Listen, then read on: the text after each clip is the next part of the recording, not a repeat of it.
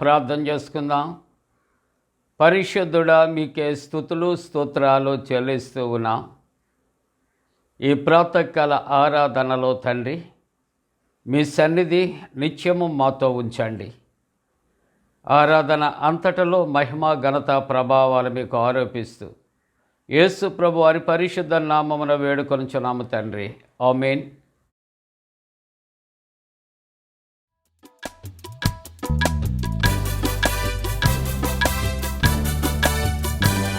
చాటించుడి మనుష్య జాతికి సునామము, చాటించుడి అవశ్యమేసు ప్రేమ సారము.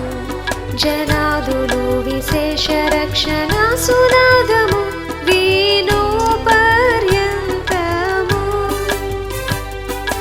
చాటుదాము చాటుదాము చాటుదాము చాటుదాము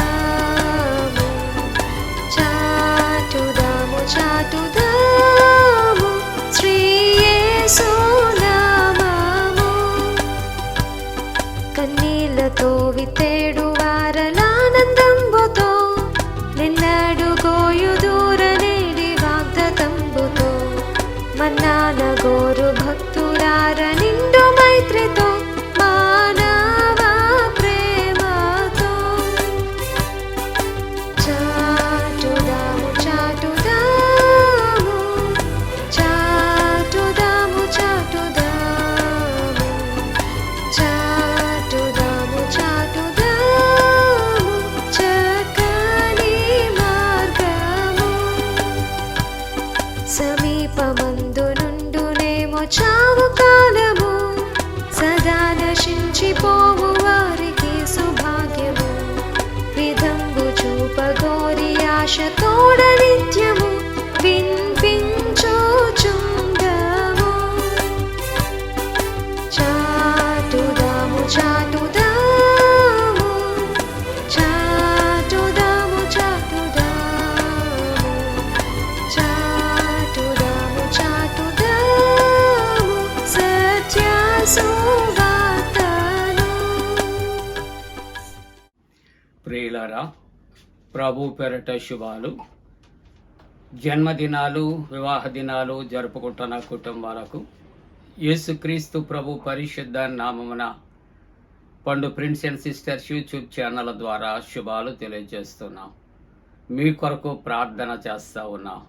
దేవుడు మిమ్మలను దీవించునుగాక. మంచిదండి, మీరంతా క్షేమంగా ఉన్నారా? ఆరాధనలో పాల్గొన్న మీరందరూ కూడా మరి దేవునికి విజ్ఞాపనలు, విన్నపాలు తెలియజేస్తూ ఉన్నారా? అలాగే యూట్యూబ్ ఛానల్ కొరకు కూడా ప్రార్థన చేయాలని ప్రేమతో తెలియజేస్తూ ఉన్నాను. ఈ యొక్క ప్రాతకాల ఆరాధన కొరకు దైవవాక్యాన్ని కలిసి చదువుకుందాం. అందరము కూడా పరిశుద్ధ గ్రంథాలు తెరచి యెషయా గ్రంథము 12వ అధ్యాయం 4వ వచనాన్ని మనం కలిసి చదువుకుందాం. 4వ వచనము, యెహోవాను స్తుతించుడి, ఆయన నామమును ప్రకటించుడి. యెహోవాను స్తుతించుడి, ఆయన నామమును ప్రకటించుడి. ప్రియులారా, ఈ వాక్యాన్ని మనం కలిసి చదివినప్పుడు నిన్నటి ప్రాతకాల మరి ధ్యానములో వాక్యం మనకు గుర్తొస్తుంది కదా. అవునండి, అదే వాక్యాన్ని మనం కలిసి చదువుకున్నాం. ఈవేళ అదే ధ్యానాంశంలో 2వ భాగాన్ని మనం ధ్యానం చేస్తున్నాం. ప్రకటన చేయుట. నిన్న కూడా ప్రకటన చేయుట కొన్ని సంగతులు ధ్యానం చేశాం. ఇప్పుడు కూడా ప్రకటన చేయుట 2వ భాగముగా ధ్యానం చేస్తూ ఉన్నాం. క్రైస్తవ జీవితంలో ప్రభువును గురించి ప్రకటన చేయుట అది చాలా విశిష్టతను సంతరించుకుంది. ప్రభువుని కలిగిన వారు మాత్రమే ప్రకటన చేయగలరు. ప్రభువుని కలిగిన వారు మాత్రమే ప్రభు యొక్క గొప్పతనాన్ని ప్రకటన చేయగలరు. కాబట్టి ఈ దినము దేవుని యొక్క వాక్య భాగంలో మనం మరలా ధ్యానం చేస్తూ ఉన్నప్పుడు అపోస్తలుల కార్యాలు 8వ అధ్యాయం 4వ వచనములో సౌలు యొక్క సమయములో అతడు క్రైస్తవులను హింసిస్తూ ఉన్నప్పుడు సంఘము హింసలకు గురి అయ్యింది. సంఘము చెదరగొట్టబడింది. అటువంటి పరిస్థితుల్లో చెదరిపోయినటువంటి వారు సువార్త వాక్యమును ప్రకటించుచు సంచారము చేసిరి. ఇక్కడ క్రైస్తవులకు హింస కలుగు చేస్తున్నాడు సౌలు. సంఘము చెదరిపోయింది, విశ్వాసులు చెదరిపోయారు, భయభ్రాంతులతో ఉన్నారు. అటువంటి పరిస్థితుల్లో కూడా చెదరిపోయినటువంటి వారు ఏం చేస్తూ ఉన్నారని ఆలోచన చేస్తే ఇక్కడ సువార్త వాక్యమును ప్రకటించచ్చు వారు ఎక్కడో దాగుకోలేదండి, సంచారము చేస్తూ ఉన్నారు. ఇక్కడ నుండి ఎక్కడకు, అక్కడ నుండి మరొక చోటకు సంచారము చేస్తున్నారు. అంటే వారు సంచారము చేస్తూ దేవుని యొక్క సువర్తమానము వారు ప్రకటన చేస్తూ ఉన్నారంటే ఒక విధంగా వారి యొక్క బాధ్యత, వారి యొక్క త్యాగాన్ని మనం జ్ఞాపకం చేసుకోవాలి ప్రియులారా. దేవుని మహాకృపను బట్టి ప్రస్తుత పరిస్థితుల్లో ఆయా చోట్ల ఆయా భయంకరమైన సంఘటనలు జరుగుతూ ఉన్నా దేవుడు మనలను, మన ప్రాంతాలను ప్రేమించి ఇంకా అటువంటి భయంకరమైన పరిస్థితులు మన మీదకు రాలేదు. దేవునికి వందనాలు. మన క్రైస్తవ సంఘాలు, మన కుటుంబాలు, మన విశ్వాసులు సేఫ్ జోన్లో ఉన్నాం.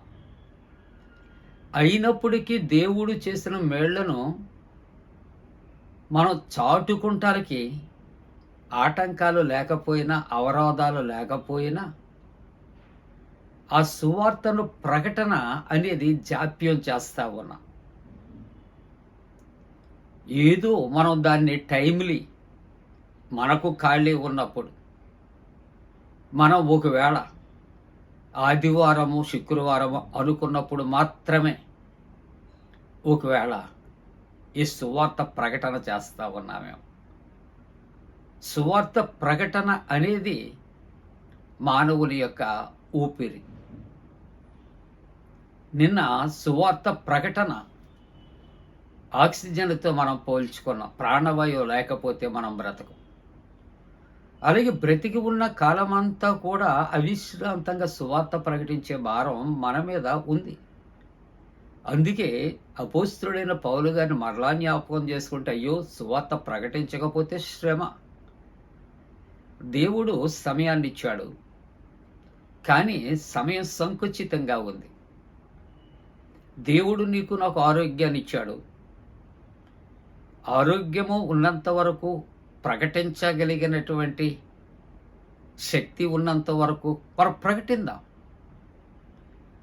ఆ తదుపరి ఏ బలహీనత కలిగిన, అనారోగ్యము కలిగిన, లేవలేకపోయినా ఆ శక్తి ఉన్న ప్రకటించటానికి అవకాశాలు ఉండవు.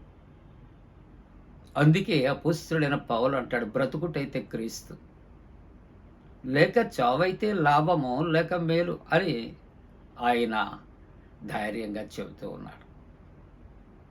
కాబట్టి ప్రియమైన దేవుని యొక్క బిడ్డలారా, నువ్వు సువార్తను ప్రకటన చేయగలిగితే, ఒక ఆత్మ రక్షించగలిగితే, నీ వలన రక్షింపబడగలిగితే, నీవు ఈవేళ ప్రకటించిన వాక్యం ఈవేళ కాకపోతే రేపు, రేపు కాకపోతే ఎల్లుండి, లేకపోతే ఏదో ఒక సమయంలో వినినటువంటి వ్యక్తిని ఆలోచింపచేస్తుంది, మర్చిపోవద్దు.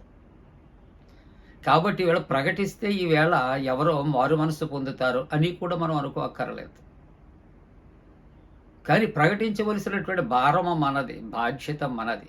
తప్పనిసరిగా సువార్త నువ్వు ప్రకటించగలిగితే ఏదో ఒక దినాన్న నీ ద్వారా ఎవరో ఒకరు రక్షించబడతారు. దేవుని యొక్క వాక్యములు అపోస్తలుల కార్యాలు 9వ అధ్యాయం 20వ వచనములో, వెంటనే సమాజ మందిరములలో యేసే దేవుని కుమారుడని ఆయనను గురించి ప్రకటించుచు వచ్చిరి. సౌలు చేస్తున్నటువంటి అరాచకాలను వారికి గురి అయిపోతూ కూడా వాళ్ళు ఏం చేస్తున్నారంటే వారి సమాజ మందిరాలట యేసు ప్రభు దేవుని కుమారుడు అని వారు ఆయనను గురించి ప్రకటించచ్చు ఉన్నారు అనే మాటలు వ్రాయబడుతుంది. అపోస్తుల కార్యాలు 15వ అధ్యాయం 35వ వచనములో, అయితే పౌలును బర్నబాయు అంతియొకయలో నిలిచి ఇంకా అనేకులతో కూడా ప్రభువు వాక్యము బోధించుచు సువార్త అనగా ఏమిటంటే ప్రభు యొక్క వాక్యం, రెండంచులు వాడిగలిగిన ఖడ్గం. వాక్యము దేవుని వెలుగు, అది రక్షిస్తుంది, వెలిగిస్తుంది, మార్గం చూపెడుతుంది, నిన్ను బ్రతికిస్తుంది, బాధలలో నెమ్మది కలుగు చేస్తుంది. సువార్త అనగా ఇంకా ఎన్నెన్నో గొప్ప గొప్ప అర్థాలు ప్రభు మనకిస్తూ ఉంటూ ఉన్నాడు. కాబట్టి దేవుని యొక్క వాక్యం అంటుంది ఇక్కడ ప్రభు వాక్యం బోధించచ్చు, ప్రకటించచ్చు ఉండేది. ముగింపుగా 40వ సంకీర్తన 9వ వచనములో ఇక్కడ నా పెదవులు మూసుకొనుక నేను సమాజములో నీతి సువార్తను నేను ప్రకటించి ఉన్నానని నేనంటే, మన పెదవులు మూసి కొనక. కొంతమంది మీ కష్టం, సుఖం, నష్టం, వేదన, దుఃఖం ఎంత చెబుతున్నా వాళ్ళు వింటూ ఉంటారు కానీ నో రెస్పాన్స్.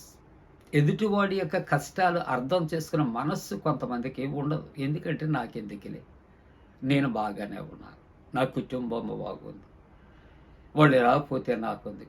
కానీ క్రైస్తవ జీవితంలో అది సరికాదండి.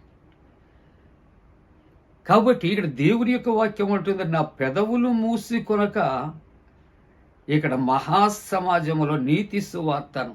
నీవు అటువంటి విషయాల్లో ఒకవేళ మౌనంగా ఉన్నా, విన్నట్టు ఉన్నా, చూచి చూడనట్టు ఉన్నా, ఇక్కడ నీవు ఉన్న బాధ్యత ఏమిటి అని ఆలోచన చేస్తే మన పెదవులు మూసి కొనక మహాసమాజంలో నీతి సువార్తను మనం ప్రకటించు వారముగా ఉండాలి అని దేవుని యొక్క వాక్యం. దేవుడు మనకిచ్చిన గొప్ప బాధ్యత, గొప్ప భాగ్యం, దేవుని యొక్క సువార్తను ప్రకటన చేయటం. కాబట్టి దేవుడు ఇచ్చిన కృపను బట్టి, ఆయురారోగ్యాలను బట్టి మనం ఏదో చేస్తూ ఏదేదో చేసేస్తా ఉన్నాం దేవుని కొరకు అనుకుంటున్నాం. మనం చేసేవన్నీ కూడా దేవుని కొరకు కాదు, దేవునికి చెందేవి కాదు. దేవుని కొరకు చేసేవి పర్టికులర్గా చాలా ఉన్నాయి. అవి చేస్తే చాలు. దేవుని గురించిన సువార్తను ప్రకటన చేద్దాం, ఆయన ప్రేమను ప్రకటన చేద్దాం, ఆయన శ్రమను మనం ప్రకటన చేద్దాం. అలా చేయటానికి దేవుడు తన పరిశుద్ధాత్మ కూడా మన పెమ్మిడిగా కుమరించునుగాక. ఆమేన్. ప్రార్థన. పరిశుద్ధుడా, నీ వాక్యాన్ని దీవించు నాయన. ప్రకటించే భారము మాకు ఇచ్చావు, ప్రకటించటానికి నాయన మనస్సును మాకు దయచావు ప్రభువా. ఈ ఎండల తీవ్రత దూరపరచాడు, బలహీనులను బలపరిచే స్వస్థపరచాడు. ఈ దినము తండ్రి జన్మదినాలు, వివాహ దినాలు జరుపుకుంటున్న కుటుంబాలను పరలోకపు దీవెన ఆశీర్వాదాలతో నింపండి. యేసు ప్రభు దివ్య నామమున వేడుకొనుచున్నాము తండ్రి. ఆమేన్. పరలోకమందున మా తండ్రి, నీ నామం పరిశుద్ధపరచబడనుగాక, నీ రాజ్యం వచ్చునుగాక, నీ చిత్తం పరలోకమందున వేర్చినట్టు భూమి అందు నెరవేరునుగాక. మా ఇందిన ఆహారం నేడు మా దయచే, మా ఏడల అపరాధం చేసిన వారిని క్షమించిన ప్రకారముల అపరాధము క్షమించము, శోధంలోని తెక కీడును తప్పించము. రాజ్యము, శక్తి, మహిమ నిరంతరము నీవే ఉన్నవి. ఆమేన్. మన పరమ తండ్రి అయిన దేవుని యొక్క ప్రేమయు, ప్రభువైన యేసుక్రీస్తు ప్రభు కృపయు, పరిశుద్ధాత్మ యొక్క అన్యోన్య సహవాసము, ప్రాతకాల ఆరాధనలో ప్రభువుని ఆరాధిస్తున్న ప్రతి కుటుంబానికి తోడుగుండి సంరక్షించి కాపాడునుగాక. ఆమేన్.